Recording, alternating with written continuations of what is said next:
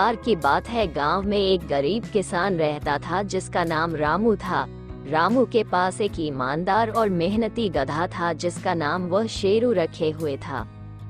शेरू रामू के हर काम में मदद करता और फिर वफादार साथी की तरह उसके साथ हमेशा रहता।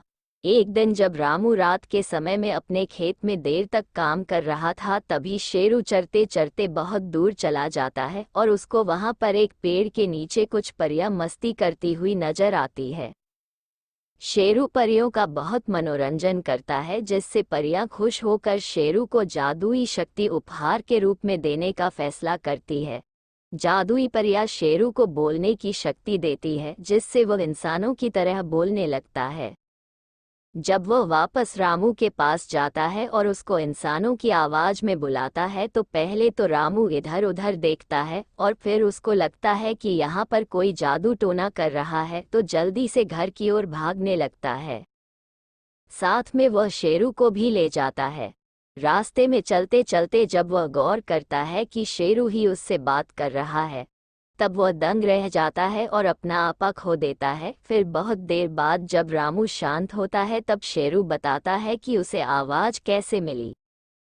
कुछ ही दिनों में शेरू दूर दूर तक फेमस हो जाता है और उसको मिला यह वरदान अब नुकसानदायक बन जाता है।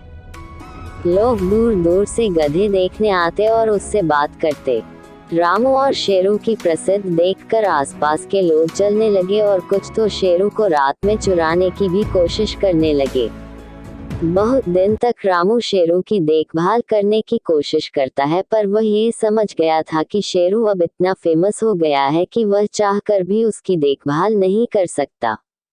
फिर वह उस पेड़ के पास दोबारा जाता है जहां उसको पारी मिली थी और परियों से विनती करता है कि आप इसकी अपना जादू वापस ले लीजिए। परियों को ये बात सुनकर निराशा होती है और फिर वह शेरू की शक्ति बदल देती है और कहती है कि मैं तुम्हें ऐसी शक्ति देती हूँ जिससे शेरू की आवाज केवल तुम ही समझ सकते हो और दूसरे को ऐसा लगेगा जैसे गधा ही बोल रहा है। शिक्षा। दिखावे के चक्कर में हम वह बातें भी सबको बताने लग जाते हैं जो हमको छुपा कर रखनी चाहिए। जब हमें कोई कीमती चीज जीवन में मिल जाती है तो उसको शांति से ग्रहण करना चाहिए, ना कि उस ढिढोरा पूरे गांव में देना चाहिए।